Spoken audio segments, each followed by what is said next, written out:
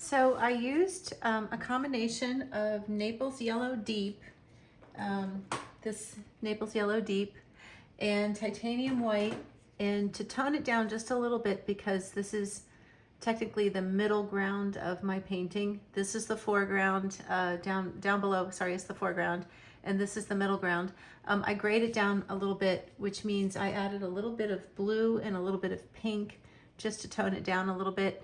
And now what I want to do, these are going to be all the buildings. I'm going to just start taking some soft gray colors and creating some horizontal lines to indicate rooftops and some areas where down below where the sea cliffs have some shadows.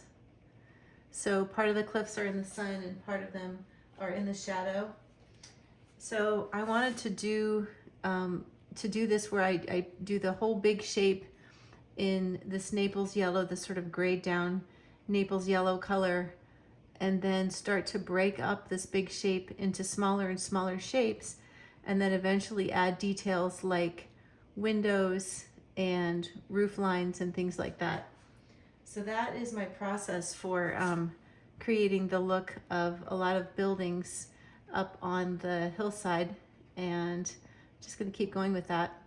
So the color mixture that I used for this violet gray is ultramarine blue plus titanium white plus a little more Naples yellow and primary magenta. But you could use pretty much any cool red. You could use alizarin crimson, or you could use cobalt blue instead of ultramarine blue. Probably not cerulean, but if you end up using a greenish blue, you'll just find you need to use more of the pink color. And the pink color could be quinacridone rose, could be a lot of different colors. But I chose primary magenta and ultramarine because I just think that they make a beautiful violet gray. In watercolor, I make a similar gray color using yellow ochre, quinacridone rose or permanent rose, and cobalt blue. But in oil painting, I really don't like the mixing quality of yellow ochre. So I either use Naples yellow, or I use transparent oxide yellow, or I could also use raw sienna, but raw sienna is also slightly greenish. So again, if I use anything towards green, it just means I need to use more pink, which is logical because that is the opposite side of the color wheel. So that would definitely lead to a more toned down or grayed down color.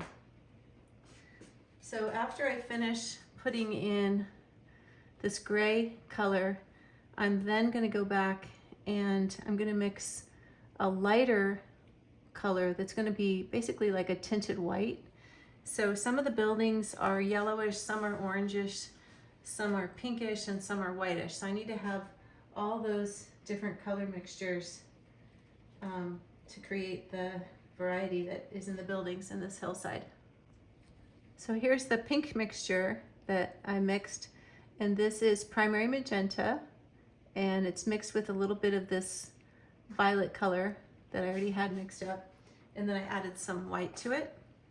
So I'm going to put a little bit of that here, and I don't care if it's a bit streaky because I'll be coming back in later to clean it up and add some windows.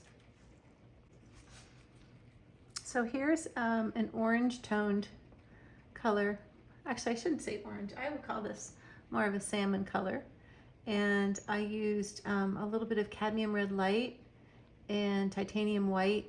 And again, I added some of this pink color because I already had that mixed up. Just putting that in a few places. And then I'm going to create a darker version of it. And I'll be putting that over to the right. So here's the darker version of that pretty orange color. I love all these colors. They're sort of like sorbet. Really pretty. So I'm going to put some more of that one up towards the top. And because the hillside behind these houses is very green with lots of trees and some cliffs, I'm purposefully putting some of this orange color in front of them because I want color separation, and red and green separate from each other. So if this was the yellow color, if I have too much of that yellow color, it won't separate or stand out from the green as much as if I mix some of this red in. So I'm not going to put red all the way across. I don't want it to be too formulaic, but I definitely want some of it there to get that separation that I'm looking for. Now I've mixed up a darker violet gray. So it's the same color mixture with ultramarine blue, primary magenta, and a lot less of the Naples yellow, but I want to put in some of the darker sea cliff shadows. And I'm letting a little bit of marbling happen. I'll zoom in so you can see that. So you can see that some of the colors, or some of the paint strokes are picking up some of the yellow tones and the pink underneath, and that's called marbling. So I'm going to start putting some roof lines on now. Some of them are going to be with this gray color, this darker gray, and then some are going to be with like a terracotta red color. And I'm going to put some of this dark color down near the ocean, where the sea cliff meets the ocean. And I'm going to put a few lines up here.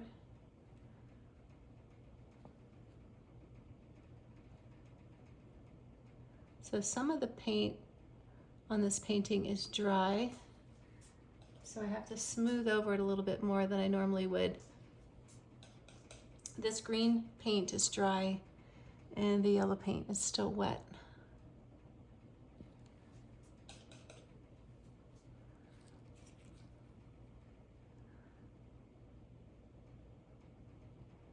So now I'm going to pick up some of the terracotta color to put into the roof lines.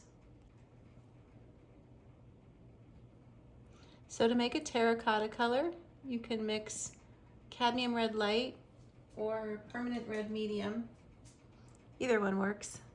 And you can just tone it down with a blue, adding a little bit of blue and a little bit of yellow.